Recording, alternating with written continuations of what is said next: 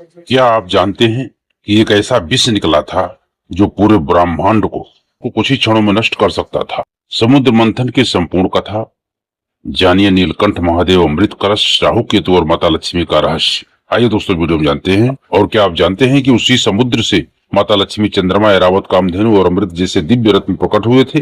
नमस्कार दोस्तों, हमारे मोटिवेशन आर के ब्लॉग चैनल में आप सभी को बहुत बहुत स्वागत है। तो आइए दोस्तों, हम सनातन की धर्म की रहस्यमय कथाएं, पौराणिक रहस्य और देवताओं से जुड़ी अद्भुत गाथाएं और गीता, भागवत और रामायण का जो कहानी बताते हैं आप लोगों को, आज उसमें से एक बहुत ही प्रसिद्ध है और बहुत ही प्रमुख बातें हैं जो हम आपको बताने वाले हैं। यह समुद्र मंथन की कथा है दोस्तों, जिसने देवताओं, असुरों और संपूर्ण सृष्टि का भाग्य बदल दिया।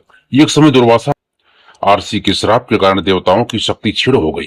उनका तेज, वैभव और सामर्थ्य समाप्त होने लगा। इसका लाभ उठाकर असुरों ने स्वर्ग पर अधिकार करना शुरू कर दिया। पराजित और निराश देवता भगवान विष्णु की शरण में पहुंचे। तब भगवान विष्णु ने कहा, यदि अपनी शक्ति और अमृत पुनः प्राप्त करना चाहते हो तो क्षीर सागर का मंथन करना होगा। लेकिन यह कार्य अकेले देवताओं के लिए संभव नहीं था।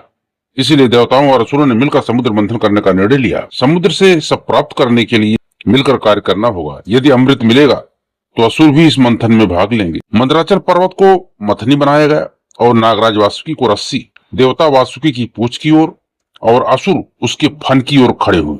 जैसे ही मंथन प्रारंभ हुआ, विशाल मंदराचल पर्वत समुद्र में डूबने लगा। तब भगवान विष्णु ने कूर्म अवतार धारण किया और अपनी विशाल कछुए की पीठ पर पूरे पर्वत को संभाल दिया। मंथन प्रारंभ हुआ और सबसे पहले निकला भयंकर हलाहल विष। उस विष की ज्वाला से तीनों लोग कांप उठे। देवता, असुर, ऋषि और समस्त जीव भयभीत हो गए। यदि वह विष फैल जाता तो संपूर्ण सृष्टि नष्ट हो जाती।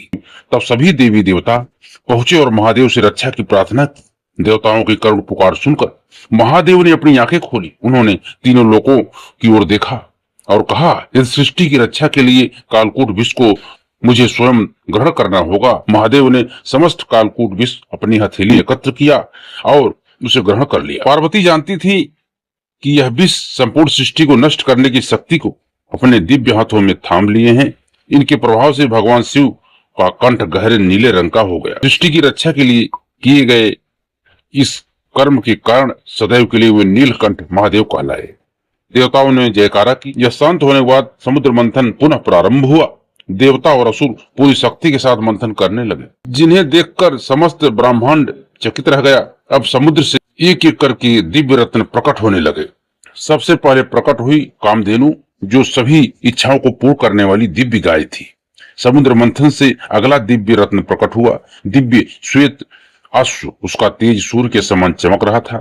देवता और असुर दोनों आश्चर्यचकित रह गए। उसके बाद प्रकट हुआ ऐरावत, जो आगे चलकर देवराज इंद्र का वाहन बना। उसके बाद क्षीर सागर से प्रकट हुआ दिव्य कौस्तुभ मणि। प्रकाश हजारों सूर्य के समान चमक रहा था, जिसे भगवान विष्णु ने अपने वक्षस्थल पर धारण किया। इसके बाद प्रकट हुआ कल्प वृक्षु, जो मनोकामनाएं पूर्ण करने वाला दिव्य वृक्ष था। फिर पारिजात वृक्ष और फिर स्वर्ग की अनुपम सुंदर अप्सराएं प्रकट हुई। मंथन के उस पावन क्षण में जब माता लक्ष्मी का दिव्य प्रकट हुआ, तब तीनों लोग हर्षदय प्रकाश भर्गेश्वर भगवान विष्णु को अपने पति के रूप में चुना। इसके बाद मंथन के दौरान फिर क्षीर सागर से प्रकट हुई चंद्रदेव और उनकी शीतल और दिव्य चंदनी ने समस्त ब्रह्मांड को आलोकित कर दिया। चंद्रदेव के प्रकट होने के बाद भगवान शिव ने उन्हें अपने मस्तक पर धारण किया। उस क्षण से वे चंद्रशेखर कहलाए।